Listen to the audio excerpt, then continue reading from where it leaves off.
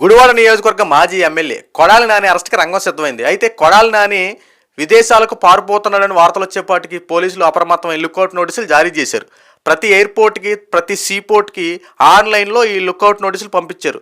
పలానా గుడివాడ సంబంధించిన కొడాలి నాని అనే వ్యక్తి, పలానా గెడ్డం ఉంటుంది, పలానా ఇలాంటి వ్యక్తి అని చెప్పి ఫోటోతో ఆ ఎయిర్పోర్ట్లకి, సీపోర్ట్లు పంపించారు. ఈ వ్యక్తి కనుక మీకు కనబడితే వెంటనే అదుపులో తీసుకోండి అని చెప్పి కొన్ని ఆధారాలు వాళ్ళకి పంపించారు. అయితే కొడాలి నాని కుటుంబ సభ్యులు మాట్లాడే మాట ఏంటంటే, కొడాలి నానికి పాస్పోర్టే లేదు, అలాంటి వ్యక్తి విదేశాలకు ఎలా పారిపోతాడని చెప్పి వాళ్ళు మాట్లాడేటువంటి మాట.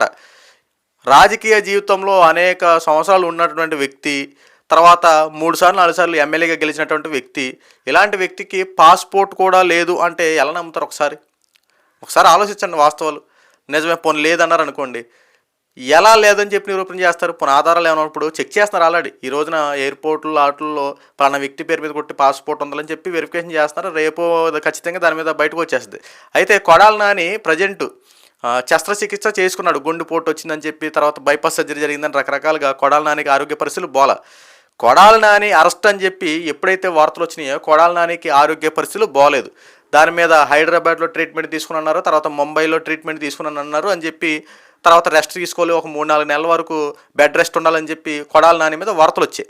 అయితే కొడాలి నానికి మెరుగైన వైద్య సదుపాయాల కోసం అమెరికాకు తరలించాలి అని చెప్పి వార్తలు వచ్చినప్పుడు కొడాలి నానికి పాస్పోర్ట్ లేకుండా ఎలా వెళ్తాడు?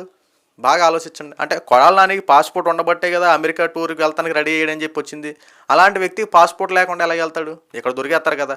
సో మరి వాళ్ళు ఏ రకంగా లేదన్నారో ఏం చేశారో కాస్త వాస్తవాలు పక్కన పెడితే కొడాలి నానికి పాస్పోర్ట్ ఉన్నట్లు లెక్కే.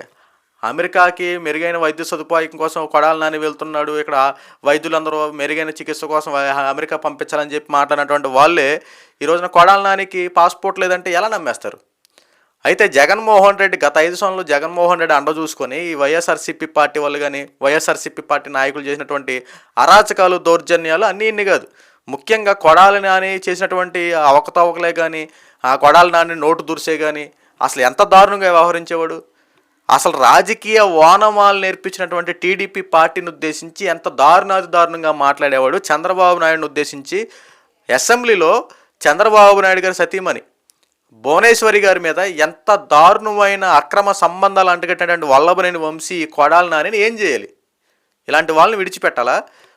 భారతీయ సంస్కృతిని మంటగలిపేలా గుడివాడలో క్యాసినోని ఏర్పాటు చేసి విస్తృత స్థాయిలో మొత్తం మన సంస్కృతిని మంటగలిపట్టినటువంటి ఈ కొడాలి నాని ఏం చేయాలి? విడిచిపెట్టాలా?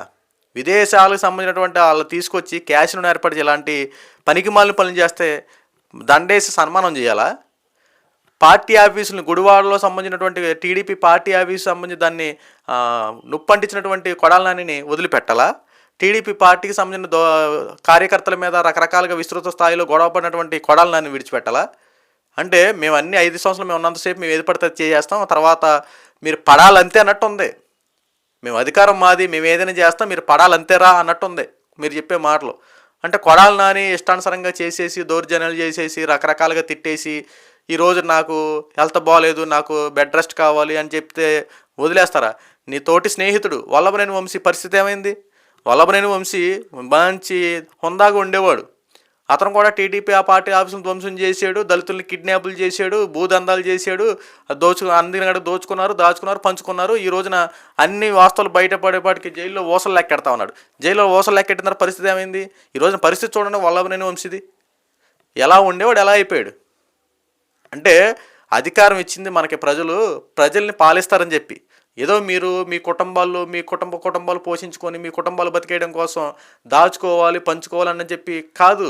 5 సంవత్సరాలు అధికారం ఇస్తే ప్రజల కోసం మీరు చేసింది ఎంత, మీరు చేసింది ఏంటో ఎంత, మీరు దోచుకున్నది అంటే ఎంత అన్నట్టు కనపడతా ఉంది. ఏదో రాజకీయాల్లో మనం ప్రజలకు చేసినా చేయకపోయినా మన కుటుంబాలు బాగుపడతాయి అన్నట్టు కొంతమంది తయారైపోయారు. ఈరోజున ప్రజల్ని పట్టించుకునే విధానం ఏది? పథకాలు ఇచ్చేసాం అని చెప్పి జగన్మోహన్ రెడ్డి అయితే, మీరేంటో అందరి కాడికి దోచుకోవాలని చెప్పి మీరు. ఇక ప్రజలను పట్టించుకునే విధానం ఏది? ఈరోజు మీరు ఏది చేసినా సరే అప్పులు ఊబులు ఆంధ్ర రాష్ట్రం నెట్టడంతో మీరు చేసే ప్రతి రూపాయి ట్యాక్సుల రూపంలో మా నెత్తి మీద వేస్తున్నారు, సామాన్య ప్రజల మీద. ఆ రూపాయలన్నీ మా దగ్గర పన్నుల రూపంలో వసూలు చేసి మీరు జలసారాయిల్లో తిరుగుతూ ఉన్నారు, అవినీతికి పాల్పడతా ఉన్నారు. అవి బయటపడేపాటికి మాకు గుండె నొప్పి, మాకు వెన్ను నొప్పి, మాకు అక్కడ నొప్పి ఇక్కడ నొప్పి అని చెప్పి ఏదో ఒకటి తప్పించుకోవడానికి రకరకాల ప్రయత్నాలు చేస్తూ ఉన్నారు. వాస్తవాలు బయటపడినప్పుడు మీరు తప్పు చేయకపోతే హుందాతనంగా వెళ్ళండి, సరెండర్ అవ్వండి, దాని మీద ఎంక్వైరీకి వెళ్ళండి. నేను ఇలా చేయలే, మీరు నా మీద తప్పుడు ఎలిగేషన్స్ తీసుకొస్తున్నారు ఇదిగోండి అని చెప్పి హుందాతనంగా వెళ్ళండి.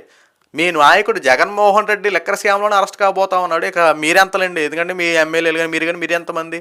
ఎందుకంటే తిమింగలమే అరెస్ట్ అవుతున్నప్పుడు చేపలు ఇంకేం పరిస్థితి ఏముంది, వాళ్ళు కూడా అరెస్ట్ అవుతారు. ఎందుకంటే జగన్మోహన్ రెడ్డి అండ చూసుకుని వీళ్ళు ఎంత దారుణాలకు చేవలు కట్టారు. ఇప్పుడు ఆ జగన్మోహన్ రెడ్డి మేడకి ఉచ్చు బిగిస్తూ ఉంది. ఎందుకంటే లెక్కర్ స్కామ్ విషయంలో అనేక రకాలుగా కోట్లు దోచుకున్నారని చెప్పి జగన్మోహన్ రెడ్డి వాళ్ళ అనుచరుల మీద ఆరోపణలు వస్తూ ఉన్నాయి. ఆ ఆరోపణలు కనుక నిజమైతే ఈ ఎంక్వైరీలో ఈడీ ఎంక్వైరీ కానీ సిట్ ఎంక్వైరీలు కానీ నిజాలు బయట పెడితే ఖచ్చితంగా జగన్మోహన్ రెడ్డి అరెస్ట్ అవుతాడు. దాంట్లో ఎటువంటి సందేహం లేదు. ఇక వల్లభనేని వంశీ అలాగా అరెస్ట్ అయ్యాడు. ఇక గుడివాడకు సంబంధించి మెయిన్ వికెట్ కొడాలి నాని.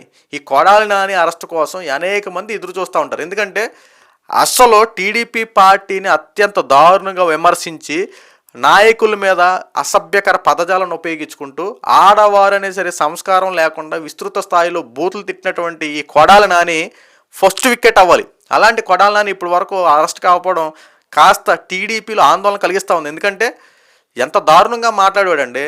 ఇలాంటి వ్యక్తి ఖచ్చితంగా శిక్ష పడితేనే రేపన్న రోజున ఎవరైనా సరే ఒళ్ళు దగ్గర పెట్టుకొని మాట్లాడతారు. మాట్లాడే మాట నోట్లోంచి సరైన మాటలు వస్తాయి. అరే మన రాజకీయాల్లో ఉన్నాము, మనకు భారత రాజ్యాంగం అనేది ఒకటి ఉంది. భారత రాజ్యాంగంలో భావ ప్రకటనపు హక్కు ఒకటి ఉంది. ఆ భావ ప్రకటనపు హక్కు ఏంటి? మనం ఏదైనా సరే స్వేచ్ఛగా మన యొక్క వాక్యాన్ని మన వాక్యాన్ని పంచుకోవచ్చు.